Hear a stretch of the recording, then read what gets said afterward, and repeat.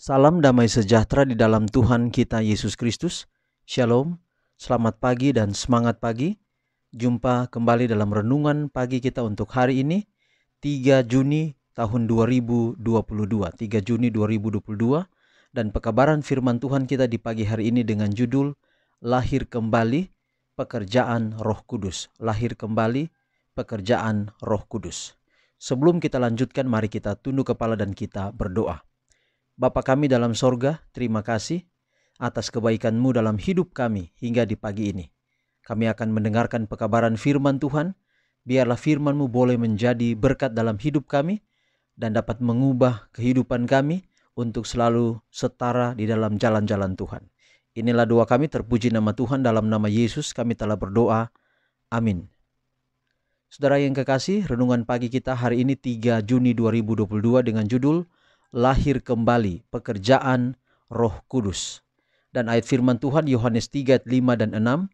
Jawab Yesus, aku berkata kepadamu, sesungguhnya jika seorang tidak dilahirkan dari air dan roh, ia tidak dapat masuk ke dalam kerajaan Allah.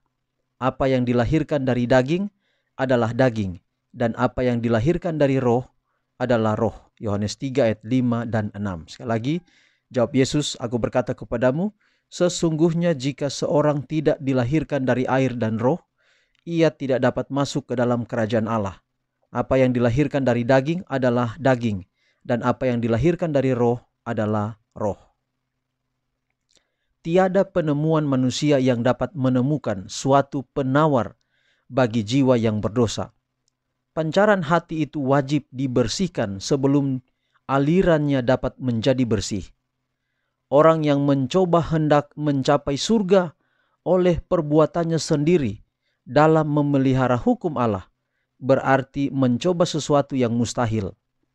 Tidak ada keselamatan bagi seorang yang memiliki hanya sekedar suatu agama resmi, sesuatu rupa peribadatan belaka.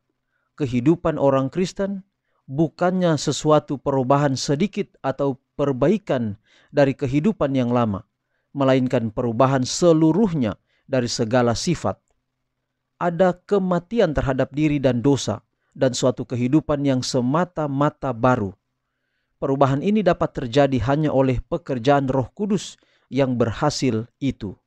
Angin terdengar di antara cabang-cabang pohon menggersak dedaunan dan bunga-bungaan. Namun angin itu tidak kelihatan dan tiada seorang pun mengetahui dari mana datangnya atau kemana perginya.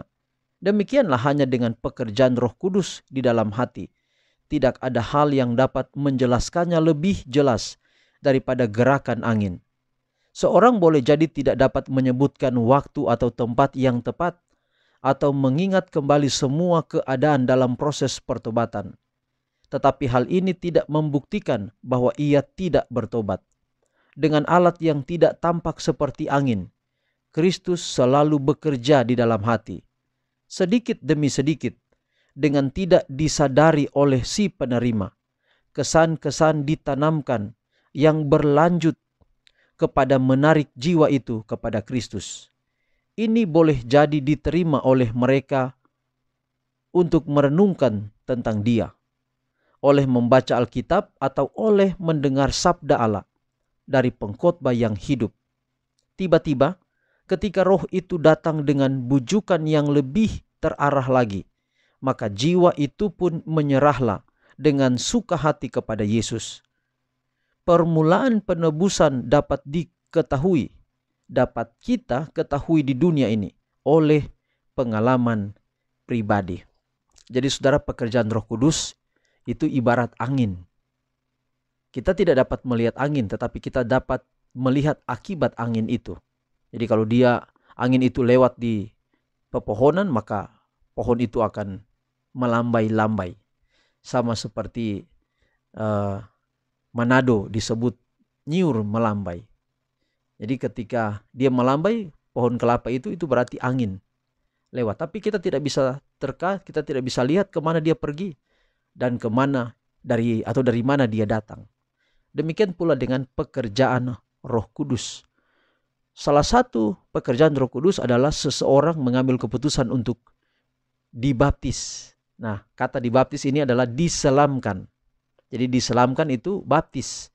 Jadi baptisan benar Alkitab adalah diselamkan. Karena itu sesuai dengan nama kata Yunaninya adalah baptiso. Dibaptis artinya dibenamkan, dimasukkan ke dalam air. Seorang yang pergi ke sekolah, dia tidak bisa menyebut dia mandi kalau dia hanya cuci muka. Karena hanya percik sedikit air di wajahnya, lalu dia bilang dia mandi. Tidak boleh. Maka permandian, arti dari permandian itu sebenarnya adalah basah seluruhnya. Jadi yang benar, baptisan atau permandian, karena kata permandian itu diambil dari kata mandi. Itu kata Yesus, barang siapa sudah mandi, ia tidak perlu mandi. Artinya orang yang mengikuti perjamuan, dia sudah harus mandi dulu. Mandi artinya baptis. Jadi baptis sama dengan mandi artinya basah seluruhnya, dimasukkan ke dalam air seluruhnya. Dan baptisan itu adalah bukti bahwa Roh Kudus bekerja di hati seseorang ketika dia bertobat, ketika dia menyerahkan hidupnya kepada Yesus. Kapan saja saya dan saudara selalu berserah hidup pada Yesus, itu adalah pekerjaan Roh Kudus yang tidak dapat dilihat kasat mata, nampak di luar, tetapi dapat terlihat dari buah-buah. Kalau seseorang yang tadinya suka mabuk, tetapi kemudian sekarang dia rajin ke gereja, maka kita tidak tahu dari mana datangnya Roh Kudus itu, kemana perginya Roh Kudus seperti angin. Tetapi yang kita lihat kepada orang itu adalah ketika dia punya buah-buah daripada Roh Kudus, adalah dia mengalami perubahan.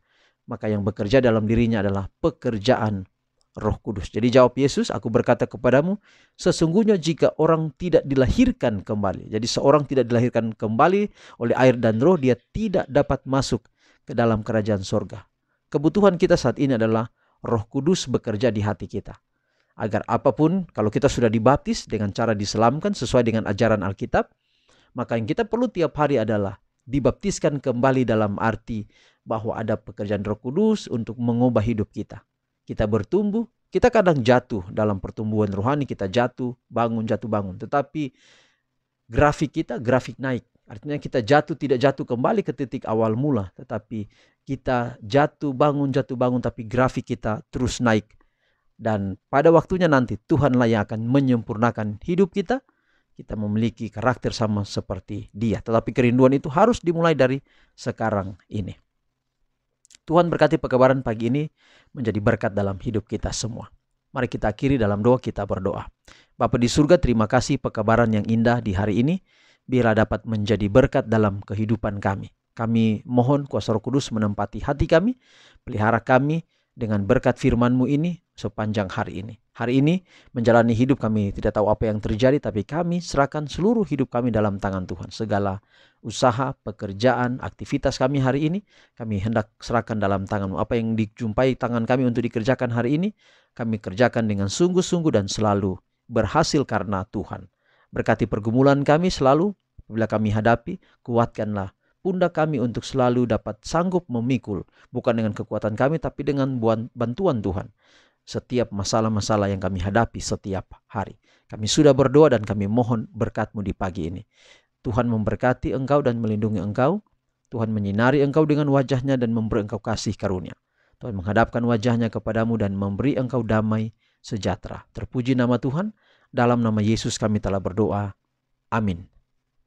Demikian pekabaran hari ini. Tuhan memberkati kita semua. Shalom.